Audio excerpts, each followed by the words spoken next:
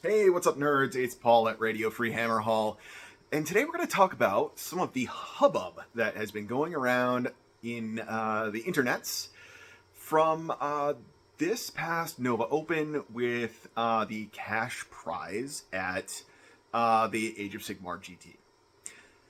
Now, I'm not going to talk about whether or not this is a good idea or a bad idea, in my opinion, whether or not we should be doing this.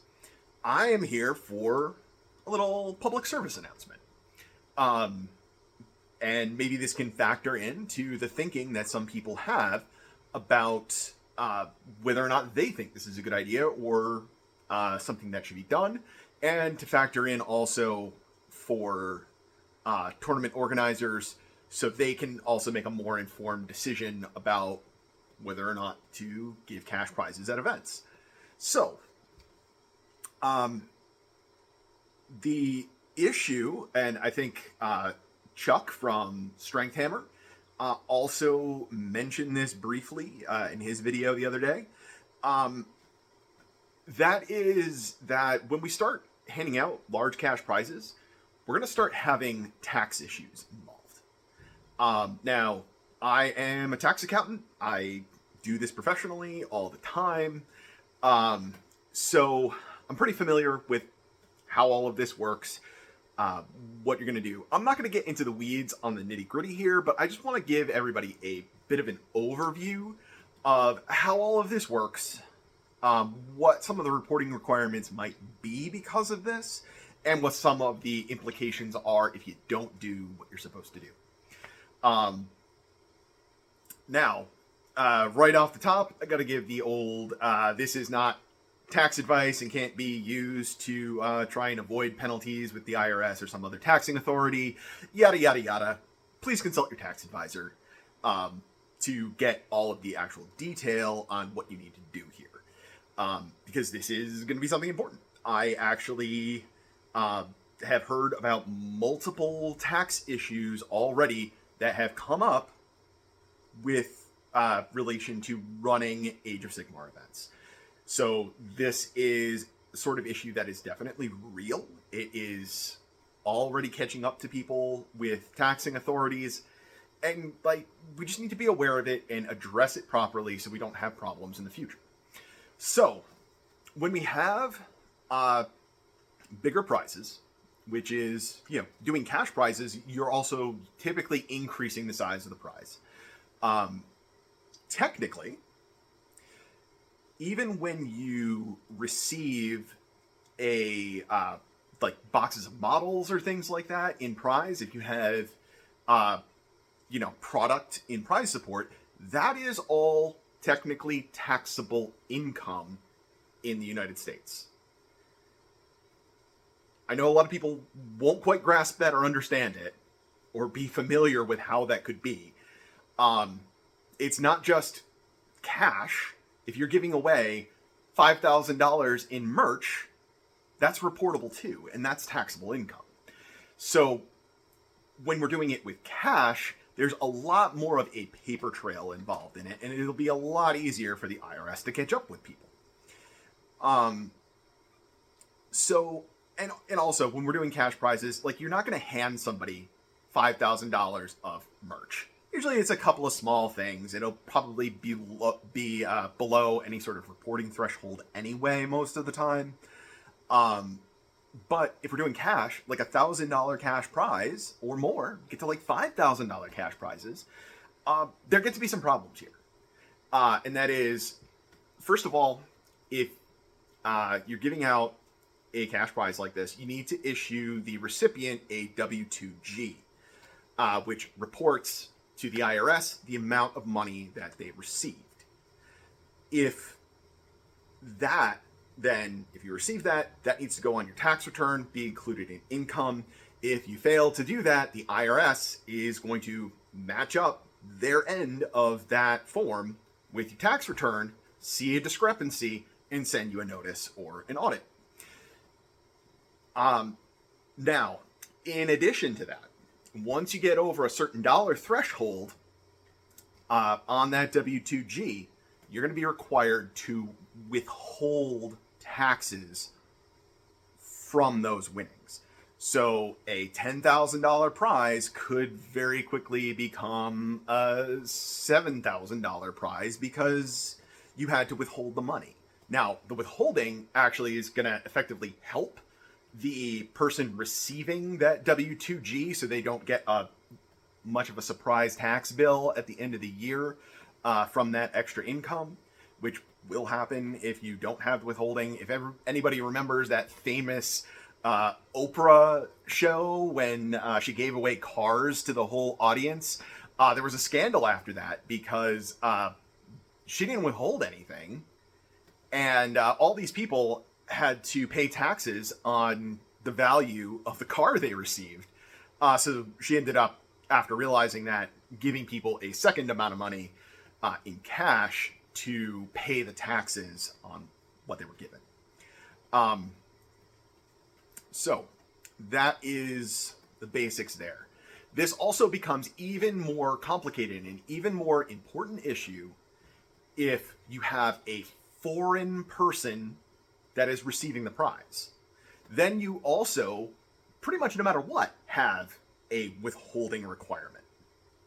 So very typically at US events, we have a whole lot of people coming down from Canada. We have people coming out from Europe. We occasionally have people coming in from Australia for events.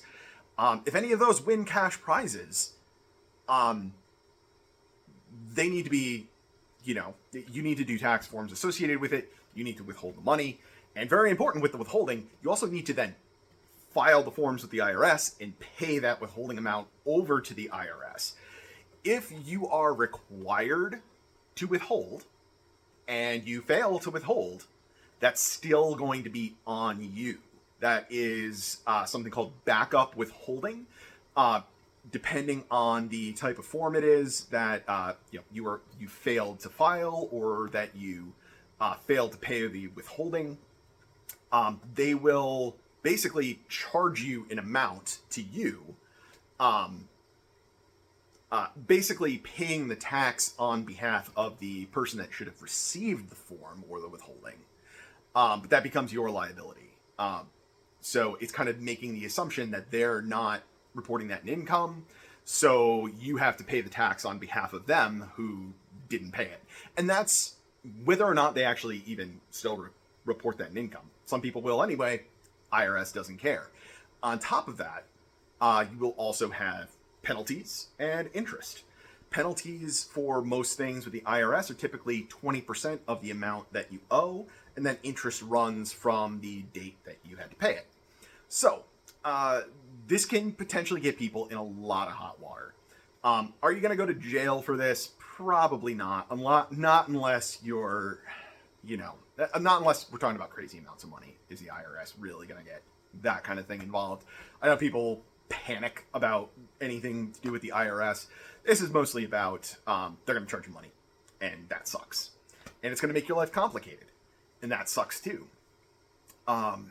You possibly have some state reporting requirements as well. I'm not familiar with all of the reporting requirements in every state, but there's certainly possibly state withholding and state tax issues around these winnings as well. So it's a pain, guys. This is something that I think a lot of TOs are not going to know about, and I don't want to see it catch up with people and people end up with big tax bills and be really upset about it and be out all kinds of money because they basically forgot to do paperwork and, file a form with the IRS and withhold money and send it to them. That the forms also are not especially complicated that you need to do for this. But before you hand that money over to people, you're going to need to get all the information for that form, or else you really can't give it to them, or you're going to be in trouble, right? So, and that also is going to involve a thing that a lot of people aren't going to like. You have to give over to the tournament organizer as the winner name, address, social security number, a whole variety of other personal information that you might not want to be sharing with a TO that is like a stranger. So there's certainly a data security issue. Not saying that any TOs are bad people or anything like that, but data privacy is a problem. You don't necessarily know how well that TO is going to protect your identity in those records. So there's risk involved. All of these things are just stuff to consider. And I think it's important for people to factor that kind of thing in when they're forming an opinion about these things. I'm not going to sit here and say whether or not I think that it's a good idea or a bad idea to do. I think at very least on a personal level, if I was running an event, I wouldn't want to do it just on the basis of I don't want to deal with all of the IRS problems potentially associated with this. But that's me as a tax guy. Has nothing to do with, everybody is, moralizing about whether or not it's a good idea. I don't know. I'll just throw my 2 cents in with it real quick. There's going to be some events with it, some events without it. If you have a problem with it, don't go to the events with cash prizes. And I think TOs should just advertise whether or not it's a cash prize event so that people can make an informed decision and not just end up in a toxic mess. I don't know that it will become a toxic mess. It creates the risk of it. But if you at least let people know up front, they can make a decision if they want to be involved in a cash prize or don't want to be involved in a cash prize. They can make that decision for themselves. The big thing that I'm concerned about is I don't want people to end up with tax problems because of playing with toy soldiers or running an event with people playing with toy soldiers. That would be silly. That would be bad. It would suck ass. I don't want people to do that. So, just something to consider. Just want everybody to have a good time and people to stay out of trouble. So that's it for now, guys. Hopefully that helps some people. And I guess I'll talk to you all later.